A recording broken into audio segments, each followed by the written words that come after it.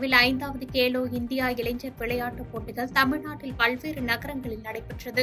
இப்போட்டியில் நாடு முழுவதிலும் இருந்து 5500க்கும் மேற்பட்ட விளையாட்டு வீரர்கள் கலந்து கொண்டனர். அந்த வகையில் திருச்சியில் நடைபெற்ற மல்லாகம்பா போட்டியில் பெண்கள் பிரிவில் தமிழக அணி வெள்ளிப்பதக்கம் வென்றது. இந்த அணியில் செங்கல்பட்டு மாவட்டம் ஓக்கியம் துரைப்பாக்கம் பகுதியில் இயங்கி வரும் அரசு உயர்நிலைப் பள்ளியில் பயிலும் கண்ணகி நகர் பகுதியைச் சேர்ந்த பிரேமா என்ற மாணவி 2ஆம் இடம் பிடித்து வெள்ளிப்பதக்கம் வென்றார். இந்த நிலையில் வெள்ளிப்பதக்கம் வென்று தமிழகத்திற்கு பெருமை சேர்த்த மாணவி பிரேமாவை செங்கல்பட்டு மாவட்ட ஆட்சியர் அருண்ராஜ் நேரில் அழைத்து பாராட்டுகளை தெரிவித்தார்.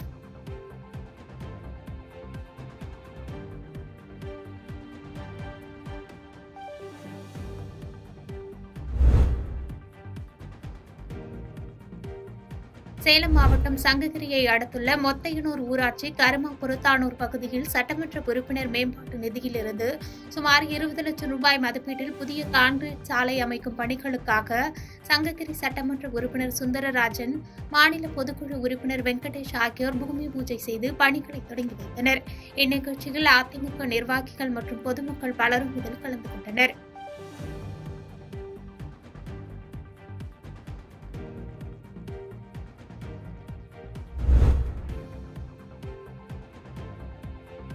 விருதுநகர் மாவட்டம் சாத்தூர் கோவில்பட்டி செல்லும் மெயின் ரோடு கடந்த ஒரு வருடத்திற்கு மேலாக மிகவும் சேதமடைந்த நிலையில் காணப்பட்டு வந்தது. இதனையடுத்து பல்வேறு கட்ட போராட்டங்களுக்கு பின்னர் கடந்த சில மாதங்களுக்கு முன்பு புதிய தார் சாலை அமைக்கப்பட்டது. இந்த நிலையில் தற்பொழுது சாலையின் இருபுறமும் நடைபாதை அமைக்கப் போவதாக நெடுஞ்சாலைத்துறை மூலம் அறிவிப்பு வெளியிடப்பட்டுள்ளதாக தெரிய வருகிறது. இதனையடுத்து அவ்வாறு நடைபாதை அமைக்கும் பட்சத்தில் சாலை ஓரத்தில் உள்ள நடைபாதை வியாபாரிகள் வாழ்வாதாரம் பெரிதும் பாதிக்கப்படும் என்பதை வலியுறுத்தியும் நடைபாதை அமைக்கும் முன்னர் இவர்களுக்கு மாற்று இடம் அமைத்து தர வேண்டும் என்பதை வலியுறுத்தி சாத்தூர் நெடுஞ்சாலைத்துறை அலுவலகத்தில் ஆட்சேபனை மனுவினை சாலை போக்குவரத்து மாவட்ட தலைவர் விஜயகுமார் தலைமையில் தேசிய நெடுஞ்சாலை கூட்ட பொறியாளரிடம் மனு அளித்தனர்.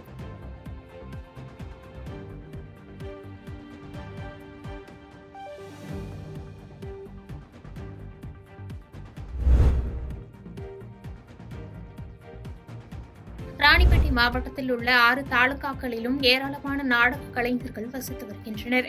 இந்த நிலையில் கலைத்துறை நலிவடைந்து வரும் சூழல் உள்ளதால் தங்களின் வாழ்வாதாரம் மிகவும் மோசமான நிலைக்கு தள்ளப்பட்டுள்ளதாக கூறும் கலைஞர்கள் தங்களது வாழ்வாதாரத்தை மேம்படுத்தும் வகையில் இலவச வீட்டுமனை பட்டா வழங்க வேண்டும் என்பதை வசனங்களாக கூறியவாறு நாடகம் நடத்தினர்.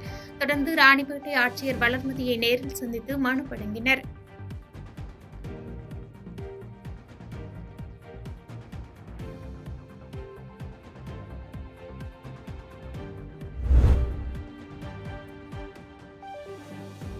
திருப்பத்தூர் அடுத்த வெளக்காநத்தம் கிட்டப்பையனூர் பகுதியைச் சேர்ந்த கனகராஜ் மகள் மாலதி. முதுநிலை பட்டதாரியான இவருக்கு தசை சிதைவு நோய் ஏற்பட்டு நடக்க முடியாத நிலை ஏற்பட்டது. இதனால் கடந்த சில வருடங்களாக அவதியுற்ற மாணவி இன்று மாவட்ட ஆட்சியர் அலுவலகத்தில் நடைபெற்ற மக்கள் குறைதீர்ப்பு கூட்டத்தில் தேசிய மாற்றுத்திறனாளி அடையாள அட்டை மற்றும் உதவித்தொகை மற்றும் வீல் சேர் வழங்க வேண்டும் என மனு அளித்தார். மனுவை பெற்ற 10 நிமிடத்திலேயே மாவட்ட ஆட்சியர் தர்பகராஜ் மாணவிக்கு வீல் சேர் வழங்கினார். வீல் சேரை பெற்றுக்கொண்ட மாணவி மாவட்ட ஆட்சியருக்கு கண்ணீர் மல்க நன்றியை தெரிவித்தார்.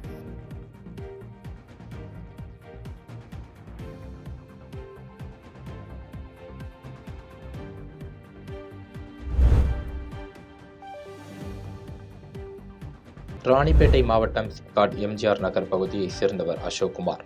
முடித்திருத்தும் செய்யும் தொழிலாளியான இவர் தனது வீட்டை 2 லட்சம் கடன் கொடுத்த நபர்கள் பூட்டி வைத்துக் கொண்டு தனக்கு கொலை மிரட்டல் விடுப்பதாக கூறி தனது தாயுடன் ஆட்சியர் அலுவலக நுழைவாயிலில் டீசல் ஊற்றி கொண்டு தற்கொலைக்கு முயன்றுள்ளார்.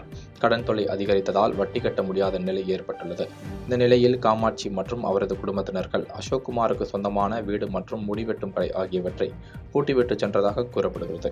இதனால் மனமுடைந்த அசோக்குமார் ராணிப்பேட்டை மாவட்ட ஆட்சியர் அலுவலகத்தின் நுழைவு வாயிலில் தன் மீதும் தன் தாய் மீதும் டீசல் ஊற்றிக்கொண்டு தற்கொலைக்கு முயன்றுள்ளார். இதனை கண்ட பாதுகாப்பு பணியில் ஈடுபட்டிருந்த போலீசார் அவர்களை தடுத்து நிறுத்தி தண்ணீர் ஊற்றி காப்பாற்றினர். மேலும் அவர்கள் அளித்த புகாரின் மீது விசாரணை நடத்த சிப்காட் காவல் நிலையத்திற்கு அழைத்துச் சென்றனர். இதனால் அப்பகுதியில் சிறிது நேரம் பரபரப்பு ஏற்பட்டது.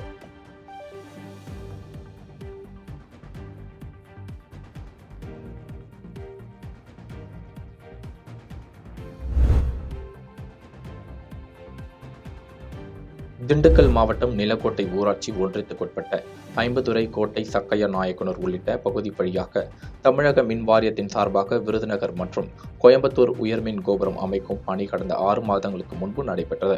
இதில் விவசாயிகளிடம் தங்களது விவசாய நிலங்களை ஒதுக்கி தரும்படியும் மின்சார வாரிய அதிகாரிகள், அரசு அதிகாரிகள் நேரடியாக விவசாயிகளிடம் பேசி தங்களுக்கு உரிய இழப்பீடு வழங்கப்படும் என்று உறுதி கூறியதன் அடிப்படையில் விவசாய நிலத்தை உயர்மின் கோபுரம் அமைப்பதற்கு வழங்கியுள்ளனர். இந்நிலையில் விவசாயிகளுக்கு உரிய இழப்பீடு வழங்காமல் 20% இழப்பீடு மட்டுமே வழங்கப்பட்டுள்ளது.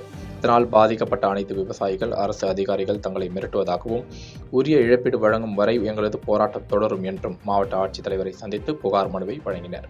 மேலும் நடவடிக்கை எடுத்து உரிய இழப்பீடு வழங்காவிட்டால் பேருந்து மறியல் உள்ளிட்ட பல்வேறு போராட்டங்களை கையில் எடுக்கவும் நாங்கள் போராட தயாராக உள்ளோம் என திமுக விவசாயி அணி கணேஷ்குமார் செய்தியாளர்களிடம் கூறினார்.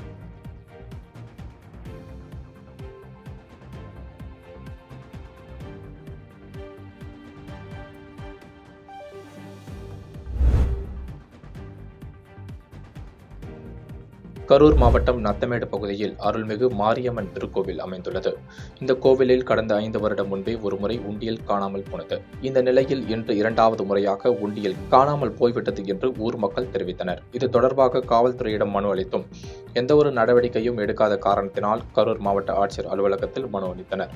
மனுவின் மீது உடனடியாக நடவடிக்கை எடுக்க வேண்டும் என்று ஊர் பொதுமக்கள் கோரிக்கை வைத்தனர்.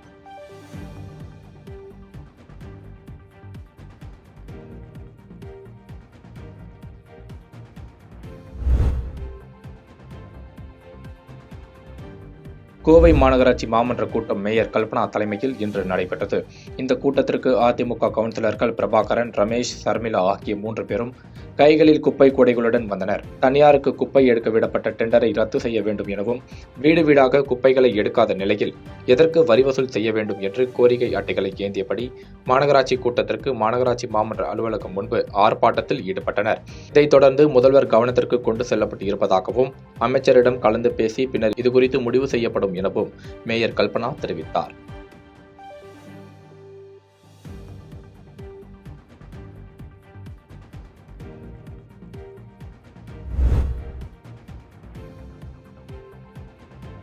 இந்தியாவின் முக்கிய ஏலக்காய் வர்த்தக மையமான போடிநாயக்கனூரில் கடந்த 6 மாதங்களுக்கு முன்பு வரை முதல் தர ஏலக்காய் ரூபாய் கிலோ ஒன்றுக்கு 3000 வரை விற்பனை செய்தது. ஆனால் தற்போது முதல் ரக ஏலக்காய் 2000க்கும் கீழ் குறைந்து கிலோ ஒன்றுக்கு ரூபாய் 1850 வரை மட்டுமே கொள்முதல் செய்யப்படும் நிலை உருவாகியுள்ளது. இந்த நிலையில் ஏலக்காய் தொழிலில் பயனடைந்து வரும் சுமார் 15000 குடும்பங்கள் ஏலக்காய் விலை சரிவினால் பெரும் இழப்பை சந்தித்து வருகின்றனர்.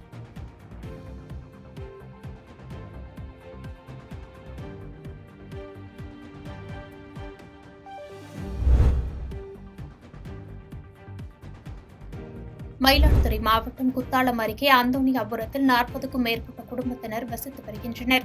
இதன் அருகிலேயே அரசுக்கு சொந்தமான குளம் அமைந்துள்ளது. குளத்தை சுற்றியுள்ள பகுதிகளை பொதுமக்கள் பயன்படுத்தி வந்த நிலையில் தனிநபர்கள் சிலர் அந்த இடத்தை ஆக்கிரமித்து வேலி வைத்து அடைத்து பொதுமக்கள் உள்ளே நுழையாதவாறு தடுப்புகள் அமைத்துள்ளனர். இதனால் பேருந்து மற்றும் வாகனங்கள் அவ்வழியாக செல்ல முடியாத நிலை உருவாகியுள்ளது. இதனால் பாதிக்கப்பட்டுள்ள அப்பகுதி பொதுமக்கள் பொதுக்குளத்தில் உள்ள ஆக்கிரமிப்புகளை அகற்றி ஆக்கிரமிப்பாளர்கள் மீது உரிய நடவடிக்கை எடுத்து அந்த இடத்தில் பொது கழிப்பிட வசதி மற்றும் குழந்தைகள் விளையாட்டு மைதானம் அமைத்து தர வேண்டும் என்று மாவட்ட ஆட்சியரிடம் கோரிக்கை வைத்துள்ளனர்.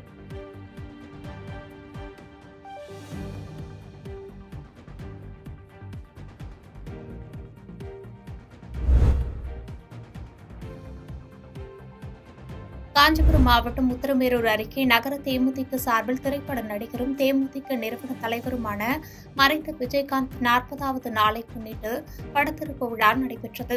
முன்னதாக நாதஸ்வர கலைஞர்கள் விஜயகாந்தின் பாடல்களை இசைத்து இசை அஞ்சலி செலுத்தினர்.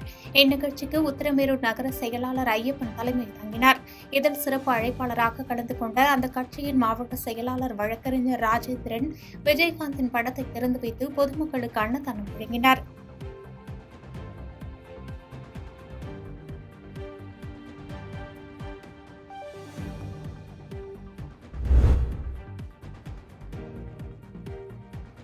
மயிலாடுதுறை மாவட்டம் கிடாரங்கொண்டான் ஊராட்சி கீழப்பள்ளக்கொள்ளை கிராமத்தில் கருங்கல் ஜல்லி தார் கலவை போடும் தனியாரின் பவர் தார் பிளான்ட் இயங்கி வருகிறது.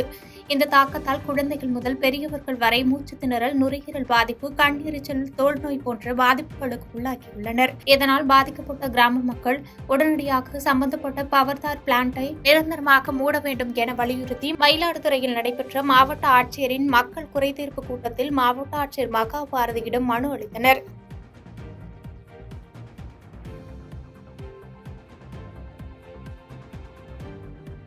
பாதகம் செய்பவரை கண்டால் நாம் பயங்கொள்ளலாகாது பாப்பா, மோதி மிதித்து விடு பாப்பா, அவர் முகத்தில் உமிழ்ந்து விடு பாப்பா. அண்மை செய்திகளை உடனுக்குடன் தெரிந்து கொள்ள இணைந்திருங்கள் இயம்நாடு தொலைக்காட்சியுடன்.